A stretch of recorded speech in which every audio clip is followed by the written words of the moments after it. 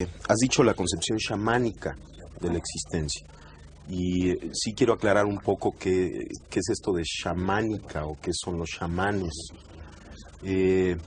Son los sabios indígenas de muchos lugares del mundo. Nosotros hemos estudiado a estos sabios en México y una de las linajes de estas gentes se encuentra en el estado de Sonora. Los yaquis de Sonora. Y ellos tienen... Los de Carlos Castaneda. Ah, sí. Y ellos tienen una concepción acerca de cómo se crea la percepción. Se interesan fundamentalmente en explicar o en tratar de explicar cómo aparecen las imágenes, cómo aparecen los sonidos, cómo aparecen los diferentes niveles de la realidad. Entonces, en este sentido, la teoría sintérgica tiene relación con esta concepción chamánica, pero no surge de ella, está relacionada, porque esta teoría también es un intento teórico para tratar de explicar cómo se crea la percepción. Pero la nomenclatura que utiliza es diferente a la que utilizan los chamanes, aunque las conclusiones son muy similares. La teoría sintérgica afirma que existe una organización básica del espacio. Esta organización básica sería como una matriz, un enrejado, una celosía, cuyo estado fundamental es de total coherencia y simetría. En esto está de acuerdo también la física contemporánea. Cualquier modificación en esta matriz fundamental del espacio, un instrumento físico la detecta como una partícula elemental. Entonces el instrumento detecta que hay algo que aparece contra un fondo estable de total coherencia, y los físicos y las gentes que conocen lo que significa la medida del instrumento hablan de la aparición de una partícula elemental. La idea es que las distorsiones de la latiz, sobre todo las distorsiones complejas, son lo que podemos denominar objetos. La teoría sintérgica afirma que el cerebro humano es capaz de distorsionar la estructura de la latiz en la forma más compleja conocida en el universo. Y esta distorsión compleja de la latiz constituye la realidad perceptual. De tal forma que cada una de las actividades neuronales constituye una microdistorsión de la latiz. Y puesto que el cerebro humano contiene alrededor de entre 10.000 y 12.000 millones de elementos neuronales, cada microdistorsión, cada alteración de esta estructura básica del espacio interactúa entre sí, formando una macrodistorsión compleja, a la que la teoría le llama el campo neuronal.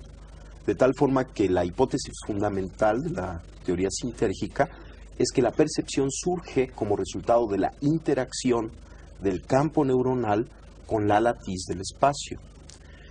Existen diferentes niveles de interacción entre el campo neuronal y la latiz, y cada uno de estos niveles constituye o se asocia o se percibe como un nivel diferente de conciencia.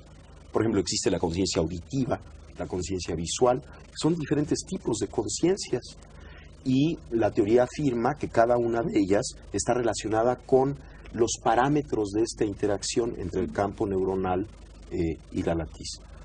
Jacobo, ya me da vueltas la cabeza y hasta el estudio. Vamos con el tercer contertulio y persona ya conocida por quienes siguen el mundo por Montera. Estuvo aquí para hablarnos de la felicidad, nada menos. Es el profesor José Manuel Rodríguez Delgado, neurobiólogo de fama internacional, que fue catedrático de fisiología durante muchos años en la Universidad de Yale y que actualmente dirige el Centro de Estudios Neurobiológicos de los Laboratorios Pharma en Madrid. Doctor Delgado, ya sabemos que la nutrición es decisiva en la salud del cuerpo. ¿Lo es también para la salud del alma? Al fin y al cabo estamos moviéndonos en el ámbito de la holística, y la holística no cree que pueda existir salud corporal sin salud espiritual. Bueno, yo creo que es cierto que la salud del cuerpo, la nutrición, es decisiva pues para formar nuestras proteínas, nuestras estructuras, nuestros huesos, nuestro cuerpo en general.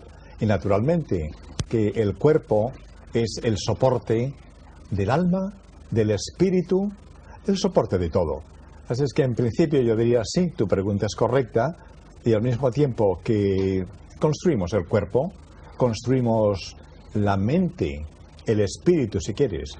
Pero hay algo que no está tan claro, y es el decir, lo has citado, tienes razón, del gran principio, conócete a ti mismo. Yo creo que eso estaba muy bien para el pasado, pero que en el presente hay algo tan importante o más, que es no solamente conócete a ti mismo, sino constrúyete a ti mismo. La nutrición, bueno, podemos ver cómo está formado nuestro cuerpo, pero el centro de todo, ¿es el cuerpo o es el cerebro? ¿No es cierto que el cerebro es el que determina los movimientos del corazón, nuestra conversación, nuestras relaciones sociales? Así es que yo diría que el centro holístico, si quieres usar esa palabra tan bonita, está en el cuerpo y en el espíritu, en todo. Ahora me estoy preguntando, bueno, ¿cuál es mi papel aquí en esta reunión? Es una reunión muy agradable. Mi fundamento, mi pasado ha sido fundamentalmente investigación científica de cómo funciona el cerebro. Y yo estoy pensando que mi papel aquí quizás sea el intentar separar un poco la realidad de la fantasía. En la concepción holística, bueno, vamos a ser holísticos, vamos a considerar el todo, pero el todo desde una manera científica. Aquí vamos a hablar de paraciencia, y lo que vamos a ver es que la paraciencia debe de integrarse en la ciencia cuando tiene un fundamento real y científico.